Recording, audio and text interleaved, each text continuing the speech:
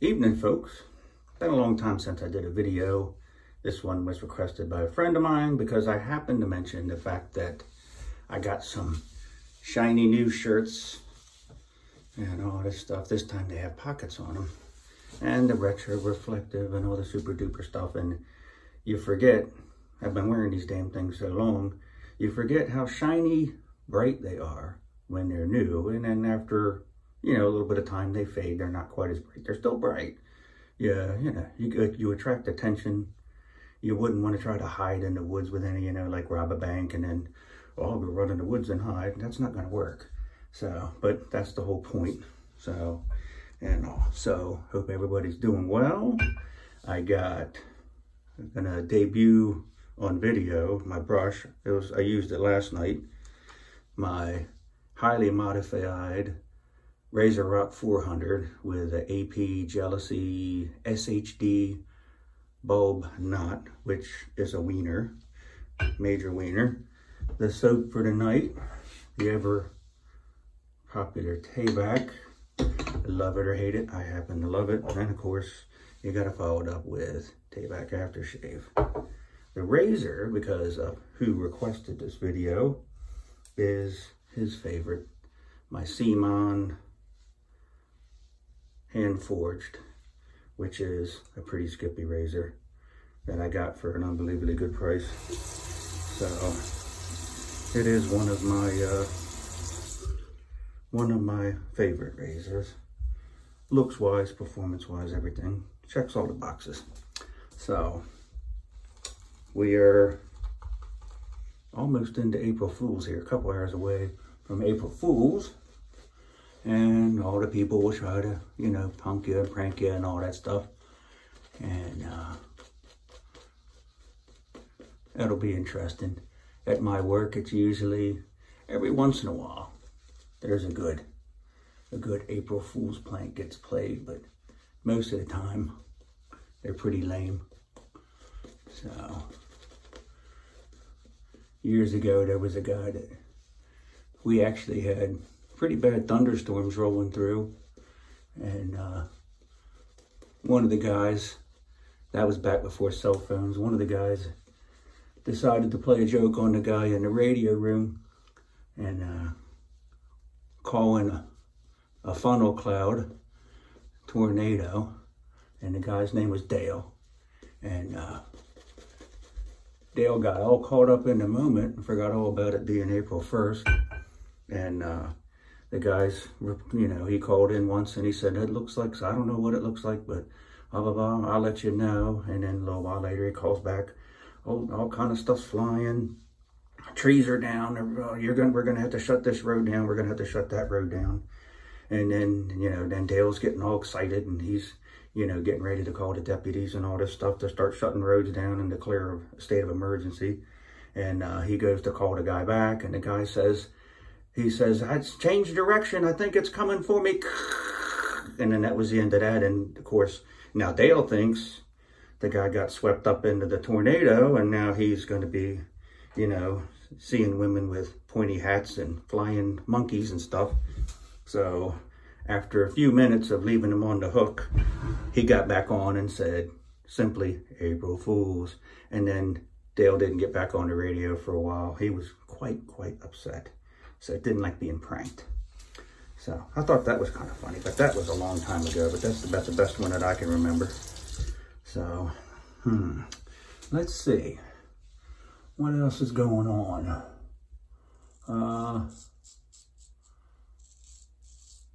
We're supposed to get a chance of flurries tomorrow morning. That'll be interesting. And all. And a long ways back, I guess we're talking, well, at least 2 months ago, I kind of teased a little bit about doing a video and telling a story about my run-in with a landscaping devil dog marine that I got on the wrong side of.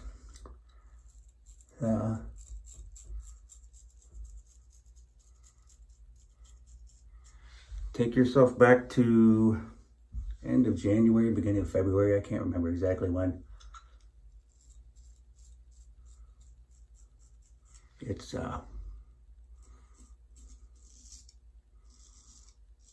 we got a small to medium snowstorm, big enough to start plowing, but not that big. We didn't get any big storms this year. And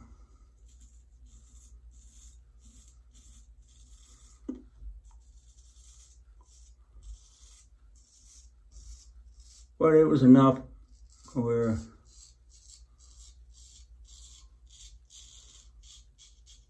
when you were going down the road, you would get a sizable amount of snow that would be on the plow. And then when you come to the end of the road, you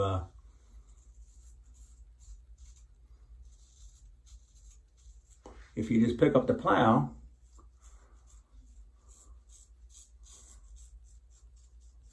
you'll leave a big old pile. And you just can't leave piles of snow at the end of the road. So, depending on what's going on around the area that you got to do that, you get to the end of the road and you try to push it off into the woods, or you push it off up into the grass, get it out of the road so you're not creating some sort of obstacle or create a hazard to where people are going to come down the road and all of a sudden there's a big old pile of snow in the road and cause an accident or something. So I'm coming out of a neighborhood, and at the end of this neighborhood, the neighborhood road ends, and then you're at the intersection, and there's nothing straight across, so it's a T, and is this guy's yard. So I take and turn the plow straight and take the snow that I have gathered up on the plow, and I push it across a main road and up into this guy's grass. Well, as I get to the edge of the road, I pick the plow up so I don't damage the grass. But unbeknownst to me, there was some incredibly valuable landscaping stone and ornamental grass, which you'll find about here in a little bit when I tell you how I find out that there was ornamental grass and landscaping stone. So, because as I'm continuing on with plowing the neighborhood, I push it across the road, I turn around, I go back into the neighborhood, now I'm in the side streets, and I'm plowing, doing my thing. And here comes this dude, older gentleman, found out later on, 74 years old to be exact. And he's in the vehicle, and he's flashing his lights and waving his arms out the window, like Gilligan on Gilligan's Island, and generally acting like somebody that's really upset. And I just keep doing what I'm doing. He's starting to follow me around. So I'm not paid to have, paid to do public relations or anything. And I can't get accused of saying the wrong thing or doing the wrong thing if I don't stop to talk to you. So that's my general MO, is you can call in on me, you can complain to somebody on the phone about me, but I'm not going to sit in the road and have a conversation or argument or disagreement or anything with you, just like the guy with the mailbox, and or any mailbox that I get. It's just the nature of the beast. So as I go into the one road, he takes us out at the end, and then he comes in and then he takes and proceeds to do a blockade like this is the Cuban Missile Crisis. And now, as I come out, Here's this Ford Excursion or Explorer or whatever the hell it was. And he's sideways in the road. Now he's got me. I'm trapped like a rat. So he jumps out, marches over to the side of my truck like Buford T. Justice, and demands that I roll down the window and talk to him. So I do. I put the window down. So if any of you have ever done anything with people skills and taken them kind of courses, you set the tone with how you address somebody. So of course, I put the window down and I say, "What's up there, Super Chief?" So he says, "I'll tell you what the hell's up. You damaged my yard and probably did at least $300 worth of damage." And I said, "How is that possible?" He said, "Didn't you see that yellow tape in the fence post that I put up? That's from the last storm. I don't know if it was you, but somebody piled snow in my yard, and in doing so, did damage to my ornamental grass and landscaping stone that I have at the edge of my property. And by the way, I own to the middle of the road," he says. And I said, "Really? The middle of the road? Very well." I said, "Okay." And I said, "Well, that's something you're going to need to talk to my boss about. There's nothing I can do about it here. And there's nothing I can do or say right now that's going to make you happy anyway. And we're just going to have to leave it at that." And he says, "I'll be damned." He said, "I want to make sure that you don't ever do that again. You got to promise me you're never going to put snow in my yard again." And I said, "No can do there, boss." I said, the snow goes off the road and into wherever happens to be alongside of the road. When it's your yard, that snow in front of your house on the road goes in your yard. Across the street, I got to push across the street and I can't leave a pile of snow in the middle of the road. "Well, I don't care what the fuck you do. You can leave it in the middle of the road." And I said, "Well, hold on there, boss." I said, "Let's just this theory into effect. I take and I plow and I get a big pile of snow and I get to the end of the road and I just leave it in the middle of, the name of the road is Wheel Road. And I said, now a car comes down the road and there's a pile of snow in the road. It swerves to avoid it and it drives into your yard, hits your landscaping stone and your ornamental grass and maybe even your mailbox and continues on up into your grass and maybe into your living room. I don't know. Maybe they're going at a high rate of speed and speeding. That's a whole nother story." So I said, would that make you happy? And now he's pissed. So I said, like I said,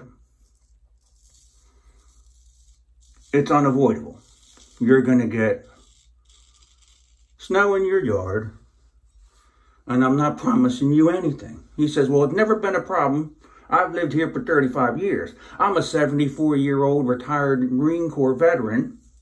I've been around the block a few times, and it's not unavoidable. Nothing is unavoidable." And I said, "Well, did you plow snow in the Marines?"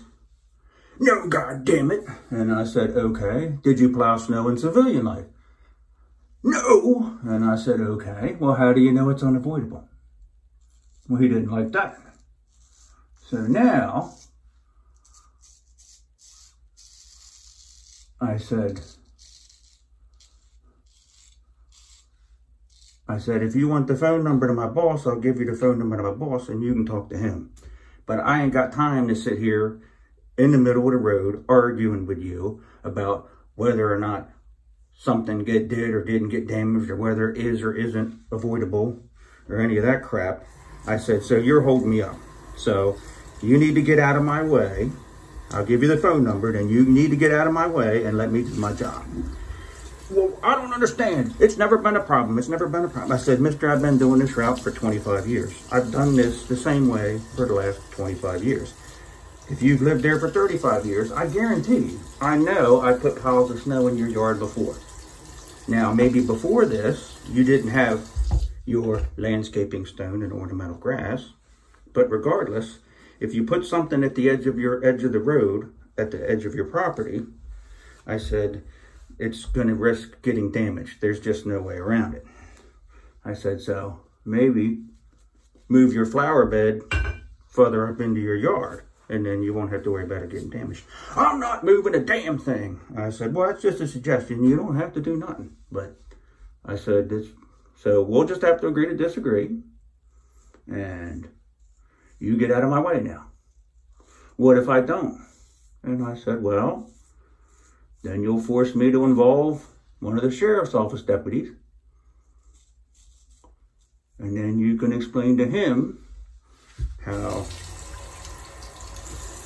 you feel that you have the authority to impede traffic and impede somebody from doing their job because you feel wronged somehow. So he said, well, I'm going to call the county executive. And I said, fine. Tell him I said hi. Well, now I get many expletives thrown at me. And off he went. So now I know we have Marines on the forums and all here and all. And I in no way associate that single gentleman with the entire Marine Corps, because most of the Marines that I've served with and I know could probably give a crap about ornamental grass and landscape and stones, and they wouldn't be out chasing people around acting like a fool. So no, it's no negative reflection on Marine Corps. So, but that was my, well, other than the mailbox and the note that I got, I posted that up. And the gentleman was very upset that I took his mailbox down. So these things happen. The cost of doing business. So I know I've been rambling on. I can't see the time on this thing. It's a long video. Sorry about that. But some guys like my stories. Others of you are just now thinking to yourself, I've wasted the last 20-some minutes of my life listening to this goober ramble on. So, once again now, mucho grande, not really like this, not, I was getting to the point to where I wasn't using this brush as much. It used to be one of my favorites, but even for a synthetic, it was fairly soft, but it was kind of like scritchy tips to it. They weren't very soft. And I even played around. I took and tried to use a little bit of, I forget what grit it was. I think it was like 200 or 300 grit sandpaper and all. And I thought, well, if I just take and, you know, rub the dickens out of it, maybe it might end up, that sandpaper might end up, you know, wearing them tips and causing them to get a little bit more softer tips on it. And that didn't seem to do it. And then I made up my mind. I thought, you know what? I'm just going to yank this knot out. I've never done that before, so this was a first for me. And then I put the question out there to a few people, and Eric gave me the suggestion to look at the AP Jealousy knot. I love my AP Cashmere brush, so I bought things from them before, and I thought, well, he's probably got a pretty good amount of experience with different knots and which ones are good and which ones aren't, and all that stuff. Not a dig on anybody else's, but I thought, it wound up being 55 bucks, and it's a little bit of money, but it's not a lot. And I had the overtime money. I was getting paid time and a half when I was messing up that gentleman's yard and tearing down the mailbox and all the other, you know, shenanigans that I get up to. So I had a little bit of money to spend, so I thought, well, I'll go ahead and splurge.